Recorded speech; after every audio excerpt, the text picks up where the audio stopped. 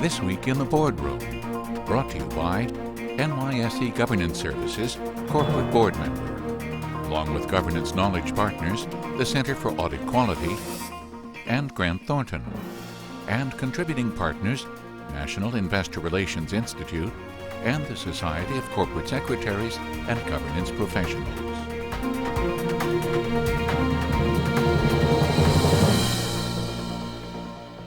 Welcome to this edition of This Week in the Boardroom. I'm TK Kerstetter, Chairman of NYSE Governance Services, and it's my pleasure to welcome you to the show. We're going to be talking about one of our annual surveys that we do with FTI Consulting on the Board and General Counsel Legal Study. Every year we do this research, and it always produces some interesting results. And who better to be my guest today to talk through this research with me than my guest from FTI, Neal Hochberg, who's the Senior Managing Director and Global Leader of the Forensic and Litigation Consulting practice at FTI Consulting. Welcome, Neal. Thank you, TK. It's good to be here. Well, it's nice to have you back. So let's first talk about our favorite question, and that's sort of what keeps people up at night. And it's no surprise that for, I guess it's the third year in a row, that one of the major issues that sort of is the sleep depriver, if you will, is that both board members and GCs are troubled by the data and cyber risk that exists today. And to make it even more interesting, we also not only ask the question of what keeps them up at night, but we also ask how effective each party was to sort of rate the other. So we asked the GCs to sort of rate the directors, we asked the directors to rate the GCs. And it's very interesting that we asked them to rate how effective each was at oversight of IT risk. And it's interesting that both parties said, had a 57% confidence, okay, that they were either effective or very effective at doing it. Not the most positive numbers in the world, but this is an area that is really growing, and people aren't sleeping any better after the Target breach either. So I'm sure you're not surprised that IT risk is at the top of these lists.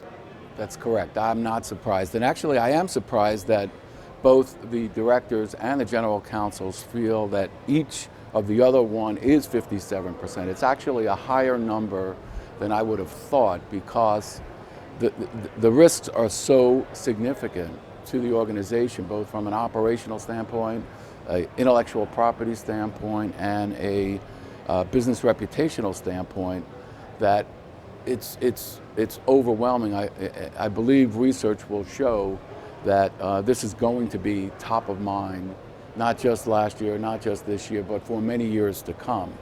The survey, as you remember, was done before the government just filed charges against the Chinese government for hacking 6 major U.S. corporations, and not just Defense Department corporations, but 6 major U.S. corporations. So I think the severity of the problem, the participation of governments, the participation of pirates is going to be an issue that's going to be top of mind and going to keep people up at night for a few years to come, for sure.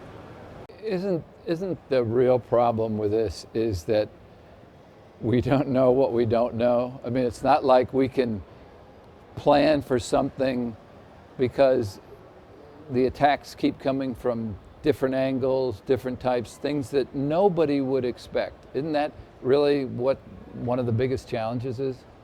I believe that is one of the biggest challenges. It's the risk to your business process, it's the risk to your intellectual capital, it's the risk to your intellectual property, it's the risk to your reputation. And these risks are dangerous, they're expensive, they can happen spontaneously, and there really is no company that's immune because of the modern world that we live in, where all of our information is now available electronically. So that's a great segue to my next question. So without mentioning any names, can you talk about what you've seen companies and boards doing sort of to sort of a best practice to get their arms around this? And then could you equally talk about what type of attacks you've seen that maybe our audience isn't aware of that are sort of outlier type of things that you wouldn't normally expect? Right. Well, I think everyone that's going to see this and is interested in the results of the survey have now seen front page headlines repeatedly, and not just Target, which of course was a major one, but there's another credit card company that had a major breach. Obviously, the news of the legal action that's initiated by the DOJ named those 6 companies. My understanding in that situation is that investigation has been ongoing for years, so it's not something that had just come up, but rather something that has been investigated for quite a number of years. As far as what best practices are, there's a whole industry that has evolved around security. And so there are software programs, there are companies that specialize in targeting attacks to see whether or not they can penetrate. The whole industry has spawned out of IT and cyber risk, and I believe that industry will continue to grow in importance and in size. It can't help but grow when you think about the risks that are associated with this. So before we leave specifically the IT or the cyber risk, there was a question that we asked in the survey that sort of hits right on the gap that exists sort of in the skill set. We asked some specific questions relative to both the GC skill set and the board skill set. And let me share these. We can go ahead and bring these up on screen, and let me share these. And the interesting part of this, because one column is the board and the other column is the GCs, but the interesting part of this is they are almost right on how both of them feel about these. Let me just share these a second with you, and then I'll be curious on your comments. First of all, our board knows the right questions to ask management regarding the status of risks of our company's IT strategy. So we got around 50%. Our company is extremely secure and impervious to hackers. Yeah, then we're going down to 25%, and I think you probably even have some doubts about that. Third is our company has a well thought out response plan in the event of a breach and security occurs, 45% range. Our company has could very quickly detect whether a breach in security has occurred. So we go down again, down to the 34, 35 area. And then our last question is, our board has the talent and skill sets to ensure that we make sound decisions related to IT, risk, and security. And again, we're ranging on the 50%. There is huge gaps here. I mean, gaps that, shouldn't make anybody feel very comfortable. So when you look at these numbers, what's the first thing that comes to your mind? Interesting, and again, these are the results, so these are what people believe.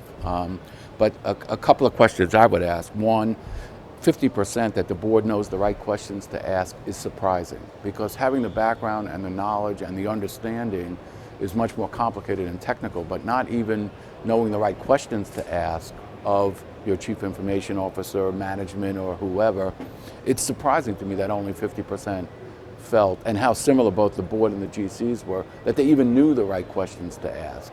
So how would you craft a solution, or how would you craft an understanding if you don't even know the right questions to ask? So that was surprising. And isn't that, Neal, something that's changing the composition of boards as this risk change, that you're trying to get people in that have a better understanding about IT and that stuff? I think the ability, especially in a multinational, to understand technology is critical, because technology is the backbone of how all businesses are run. And again, it goes through the whole business operational issue, the IT, the intellectual property, the intellectual capital and reputation. So it's interesting that only 50% believe they even know the right question.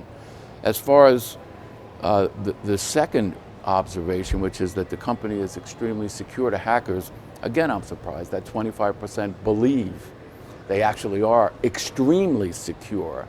And I'm not sure that if I was answering that question with the companies that I've worked with, that I would even rate it that high. I would think I'd be a little more cautious and nervous, especially with the word extremely secure.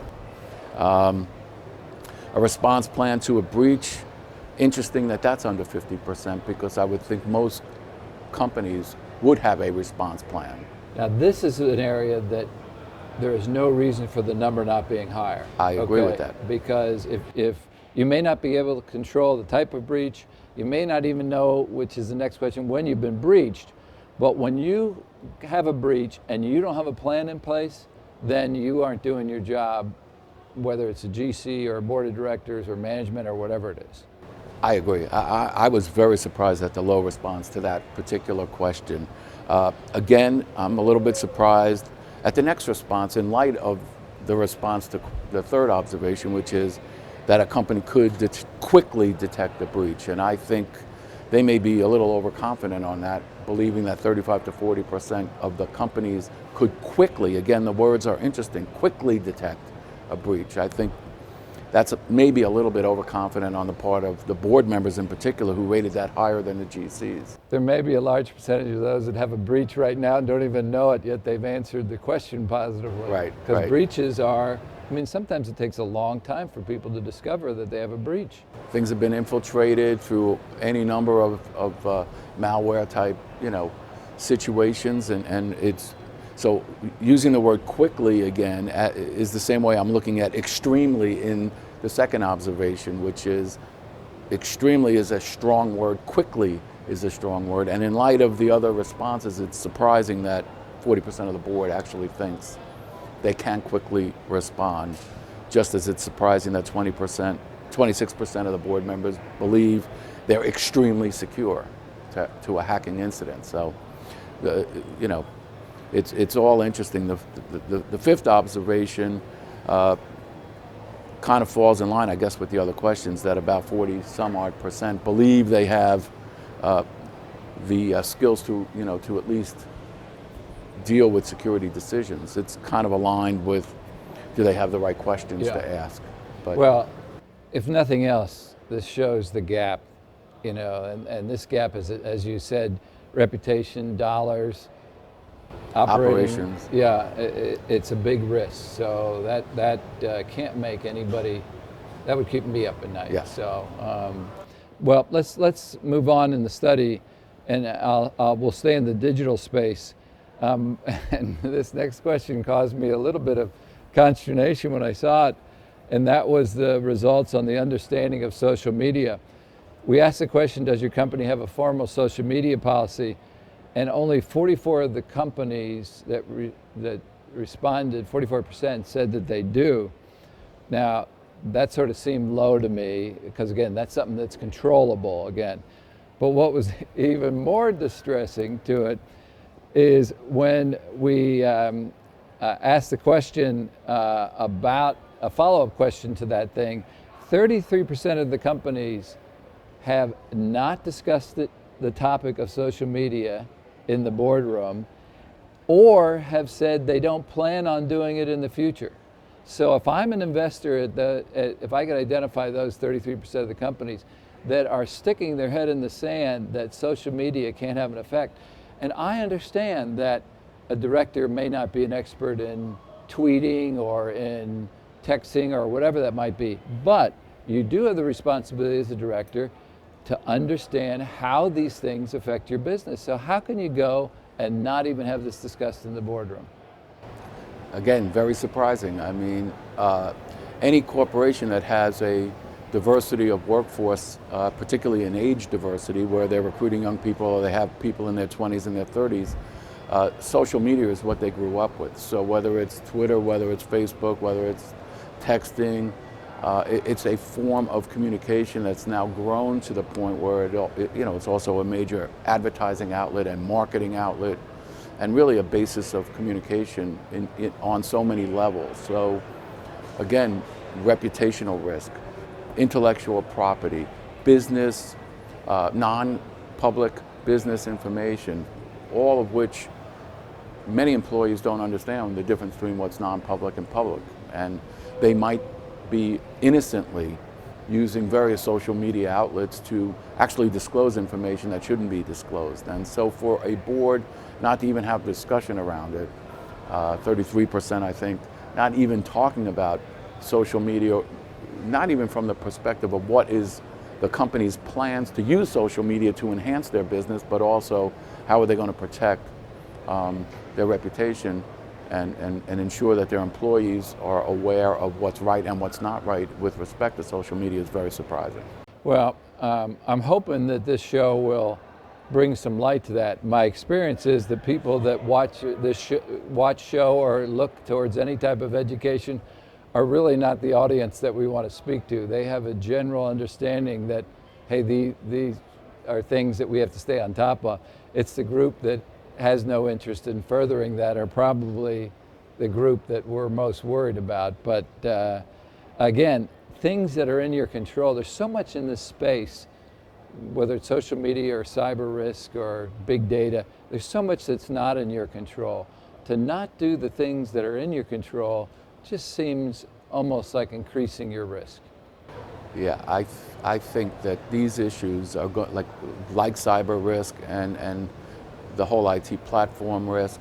Social media is here to stay. So not to be talking about it, not to even engage in a dialogue is concerning. Hopefully the respondents to the survey and those 33% that aren't even talking about it will maybe see the show. If not, hopefully they'll read the article in Corporate Board Member and kind of wake up to the fact that this should be much more top of mind than not even talking about it. Yeah. So we have 30 seconds left. Anything else in the study that sort of rang true or something you want to sort of push out to the group? Yeah, I would say the other issues quickly should not be a surprise. M&A is coming back. Globalization, consolidation of industries, strategy around that is an issue both for the board and for the general counsel. That should not be a surprise. And then competitive factors, it seems to be more top of mind at the board level, understanding what the competitive position of the businesses are, getting more involved in the strategy. And I guess the last piece would be communication, where the boards more regularly now are meeting with shareholders on a regular basis. Neal Hochberg, global leader for forensic and litigation, thank you very much for joining us. Well, I'd encourage you, you should be able to find this survey, if not in Corporate Board Member Magazine, you certainly can find it on either of the websites, FTI Consulting or NYSE Governance Services. So I encourage you to look at the research. Again, we've been sort of direct today with some of our criticism, but I think it's a very important area for you to stay on top of. And that concludes this edition of This Week in the Boardroom. We hope you enjoyed the show. We'll be back again next week when we take another look at a critical topic that'll help you be a better board member or committee member. So we'll see you then. Join us again next week for This Week in the Boardroom, brought to you by NYSE Governance Services Corporate Board Member, along with Governance Knowledge Partners, the Center for Audit Quality, and Grant Thornton. And contributing partners, National Investor Relations Institute and the Society of Corporate Secretaries and Governance Professionals.